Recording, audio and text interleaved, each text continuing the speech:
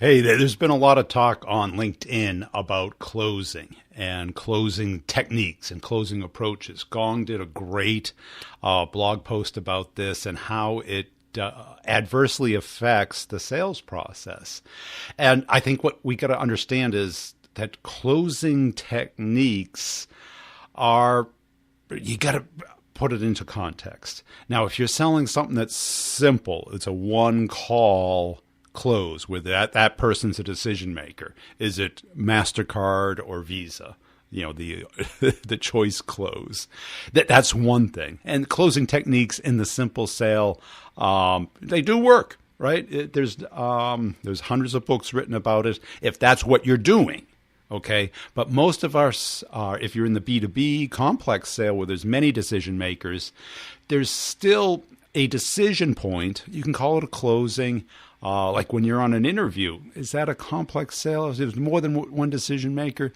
I mean, you don't ask for the offer from the person who doesn't give you the offer, right? But you do ask for their opinion. You ask for their feedback. You ask for their thoughts. And is there something else I can tell you about? So there's always progressions. Is closing the right word? I don't know. You know, I hate to get into the semantics of it. I think it's Chris Orlob does a great job with the blog post, and they do great work with discovery calls. But it is in the complex sale. Now, if you're in the simple sale, you can stick with the 5,000 ways to close the deal. Some of them are a little weird, whatever you're comfortable with. I'm not in that space, so I don't really have an opinion on it. In the complex sale, what we're looking for is you to understand how the sale takes place so you know what to ask for. And look at it more as a give and take, quid pro quo, a give to get, whatever you want to call it, the natural dance that we do when we're interacting with people. They want something, we want something, we exchange what we have for what they have. You know, and that's what it is. First, it's an exchange of information. It's an exchange of knowledge. It's an exchange of value. Then it's an exchange of money. That's the progression. Now, you're going to have a lot of people involved. So what you want to do is ask for the things that you need in exchange for the things that they want. And what most salespeople get wrong is they give the client everything they ask for, and then when it's time for you to ask for something, they're like, "Hey, what's this, a one-way street? What do I get out of this?" Right? You're like, "Hey, all those free samples, that demo, that free training I gave you, that 9 years of podcasting. Oh, didn't you get anything on? Oh, what? You want me to do a review? My time's valuable." Right? We don't. If you don't exchange value, what happens is, if you just give it away, they look at it as free. They look at it as no value, as worthless. And but that is the point of reciprocation. You know, be happy to give you a free trial or an extension or a discount or this, if you can help me with that, if you can introduce me your manager. Maybe not if is the right word, but could you help me move this along so that my manager knows that you're serious, that we know that we're on the right path, that we know that it's a match. Could you give me some feedback on what you think of it and how it fits into your plans? Is it something that you can do this month, or have you thought about how do we get it done internally? Can you have your manager talk with my manager? All of these things that you're going to need. This is why I ask you to map it out, to put together your process, because what happens is they're going to just ask, and the natural inclination of a human being is to give. Right? Because you think that later they're going to give back. And sometimes they do.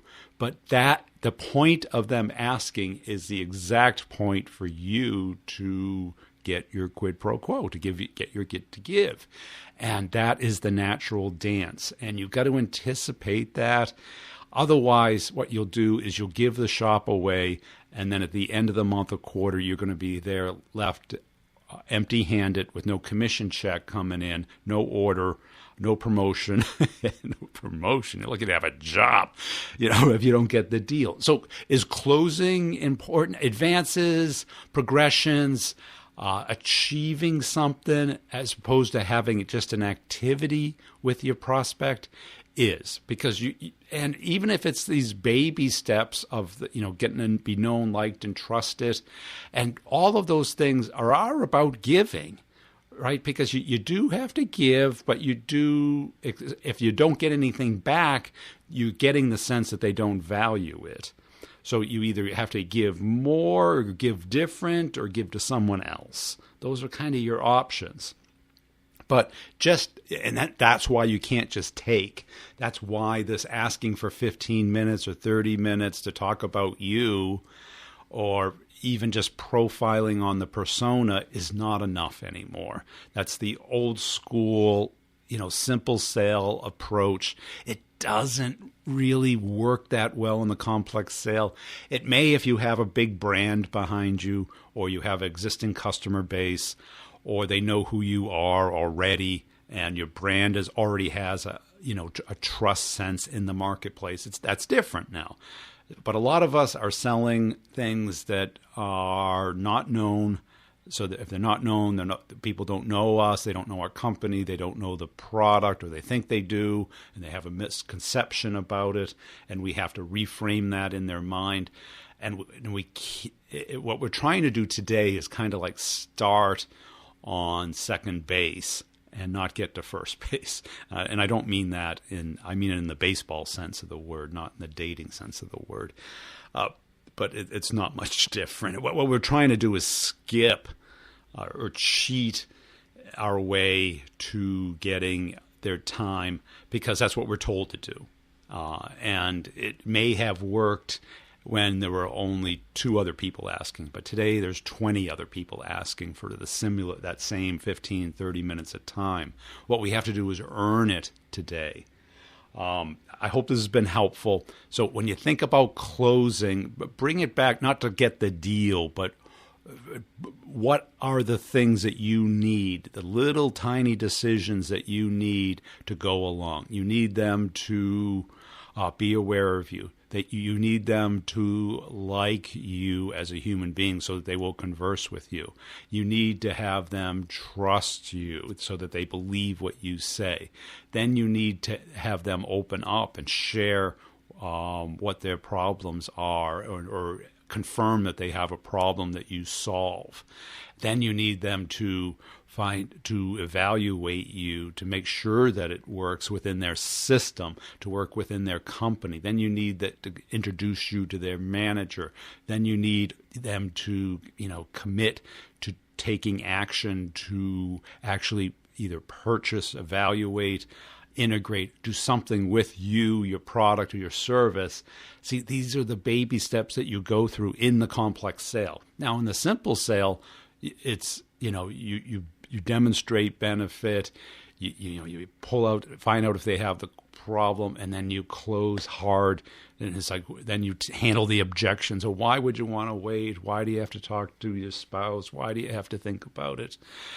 Are you not comfortable with, how about if I give you 5 points off? All of this other stuff, these techniques, those don't translate very well into the complex sale, because there's just this time gap in this decision. Because typically you're talking to somebody who has the usage of your product decision, not the purchase of your product decision, meaning that they don't understand the political and administrative inner workings of the company to get the deal done. And what happens is you're barking up the wrong tree, and you're trying to close for the wrong thing. Close for the right thing. Make sure that you're not giving up things unless you're getting things. But remember that it is this multi-step process. And if you try and skip the steps, yes, it can work sometimes. It does. But that kind of gives us a false positive that it can work more often. What ends up happening is you try and find the needle in the haystack instead of really dissecting the process of how you do this with a cold person. a cold outreach, where the gold is, let's face it, right? Because the stuff that's coming to you is going to come to you. You don't have any control over it. The stuff you do have control over is the cold stuff that you go out and get. That's how I think of closing in the complex sale. I hope it's been helpful. Please check out the B2B revenue.com site. There's a couple of free courses, a couple of paid for courses that I walk you through this. This is how you get the office hours, which is every other Friday, depending on the course, at 2 p.m. Eastern Time. We get onto Zoom and we answer questions. We talk over problems, and I help individuals. So you get feedback. You get to see what other people are doing and what's working for them. It's a great resource, especially when you're coming up to the summer, when you really need as much help as you can get. And those 2 months, those July and August months, are just cruel, because then we get thrown into September and we really have only gotten, probably 6 weeks of real selling time in the whole summer. It's unfortunate, but you got to utilize that time as best you can. And there's nothing better than investing in you. It's the best investment you'll ever make.